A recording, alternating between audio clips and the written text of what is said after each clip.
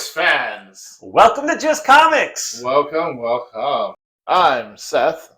And I'm Steve, and today we're looking at Detective Comics number 822 by Paul Dini and an actual personal friend of mine, Don Kramer. Yes, Steve is so much of a comic book nerd, he actually has friends in the industry. Well, I mean, I knew him before he got into the industry. I got to pose for him as Spider-Man. No shit. Yes, because he was still working at Caliber Comics at the time. I was over at his house, and he was telling me that Marvel gave him a call. It was going to be, I believe it was a Thing project that he was going to do, but then they were looking at him to maybe do a Spider-Man project. And back then, this was the 90s. We didn't have like all the internet reference stuff that we have nowadays. No. So he worked off of photo reference. And so he had me pose as Spider-Man. So you actually did all the poses, like the classic ones? Yeah, I'm double jointed, so I was actually still able to like get my legs up and all that stuff too. Damn. All right. Okay, so what did you end up thinking about this book, just generally speaking, as we kind of go through it? Well, it certainly put Detective Comics. I mean, it showed us who the world's real number one detective is. The Riddler! Well, until the end. He wishes. Yeah. So, to me, this was classic Riddler. This is what I think of when I picture the Riddler as a character, not what we got in I still picture Jim Carrey. I'm sorry. Yeah, no, I definitely don't picture the Robert Pattinson movie. Like that's just not the character. Like it's okay to like the movie as its own thing, but sure. that's not the Riddler. This is the Riddler. Dark and gas lamp noir. Yeah. So just somebody telling a riddle does not a Riddler make. So no. Roxy Rocket, I feel like I may have seen her before, but I mean that's a trip of a character. Like, what is her whole thing? She just rides around on a rocket. I suspect that the reason she's in this issue is Paul Dini wrote this, and I believe Paul Dini created the character. So it was a nice little throwback. He's also one of the creators of Harley Quinn. Really? Yes. Oh, that's cool.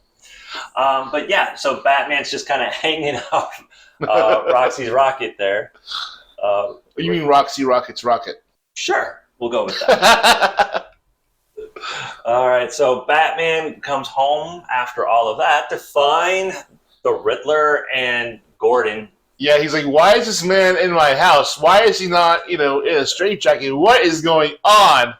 Yeah, so basically the Riddler... No, you're Batman, and you just came home to your Bat Manor, and the one person in the world who knew your identity is in your freaking house without manacles, and he's a supervillain, and he's, like, in your house. Well, he has amnesia when it comes to Batman's identity. Thank goodness for that. So, or does he?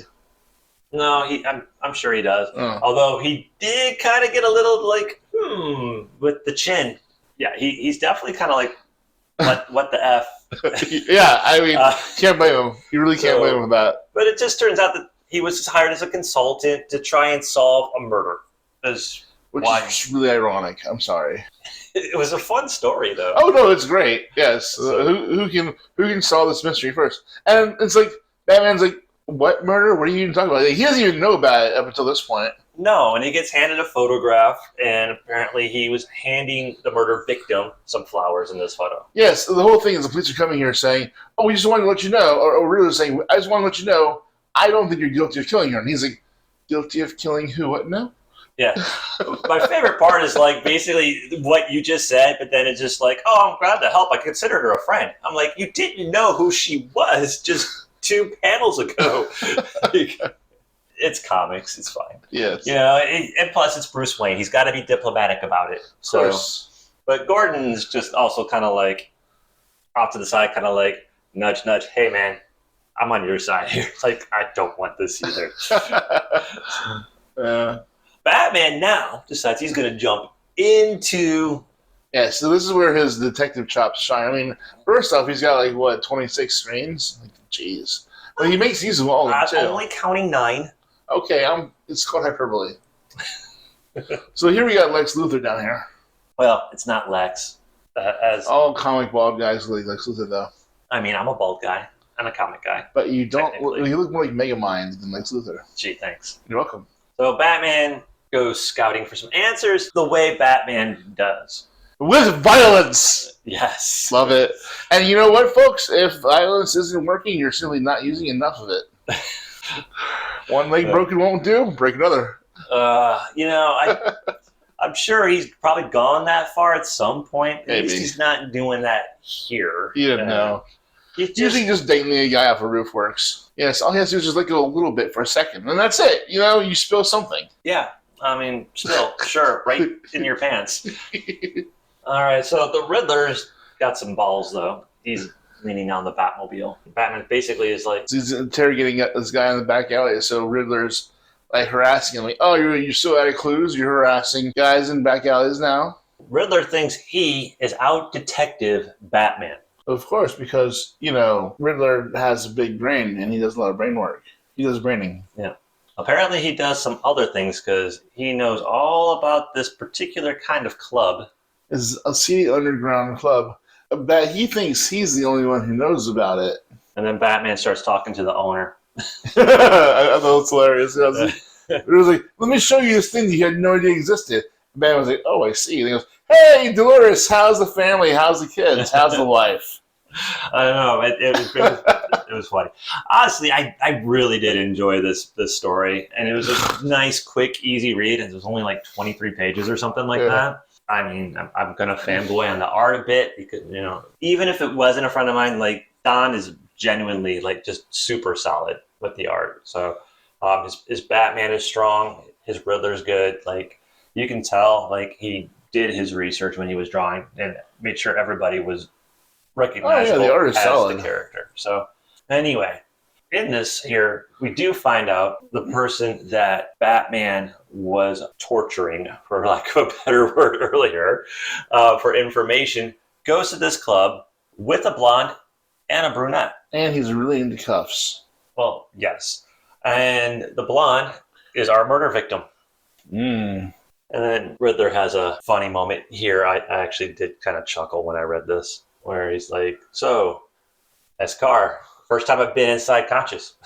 Don't touch anything. Do you have a Batman voice? Of course you do. Don't touch anything, Riddler. You'll get your slimy prints all over my matte black car. Mine would be like... Riddler, you piece of shit. Yeah, that's pretty close, actually. Don't touch anything, because I'm Batman. Because I'm a Batman.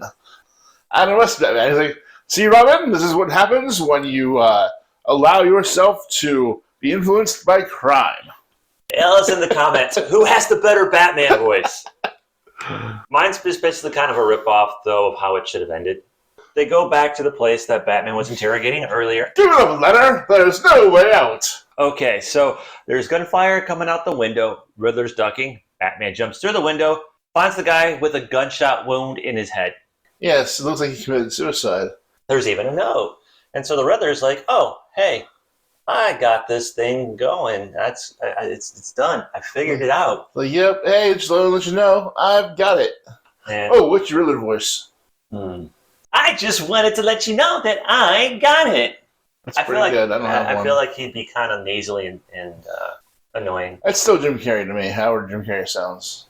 Hello, Sarah. Sorry to wake you, or not. But, so anyway, Batman, while the Riddler's on the phone bragging how he solved the case, notices something. Notices spots. Yeah, some blood. And Riddler is too busy. Yeah. But Batman's like, you know what? He's happy. Why bother him? There's a little smile on his face. Oh, no. It's weird seeing Batman smile. It is. Yeah. The Batman who smiles. Anyway, we stop off at this random person's house, and so we're like, why is Batman... Oh, no, I didn't mean to. Yeah, it turns out he's a celebrity impersonator. And if we recall the photograph from the beginning of the story... It was someone impersonating? Bruce Wayne. And it turns out it was this guy. Riddler already phoned into the papers, though, that he solves the crime. Riddler cracks Bishop murder. The girl who got murdered, her father owns a company, And right now they're on the phone with the Riddler. Congratulations, you got a nice bonus. And then all of a sudden, the phone gets hacked. Sarah Morton. Turns out, you murdered Carrie Bishop and Craig Letter. And so she's kind of like, no, I didn't. Turns out it was the limo driver that hacked her phone. And he has a nice little story to tell. He does. And this is where things get interesting. And we start to find out there was a little more to this murder investigation than what the Riddler thought. Mm-hmm. So it turns out that not only did she murder her friend, but she murdered the guy that she was framing for the murder. I mean, if you have a handcuff fetish, it's not really hard to get someone, cuffed to a bed. So Riddler loses all the money. And all the credibility because, he stopped short. And we end on this beautiful shot of Batman, and he's just doing his rooftop.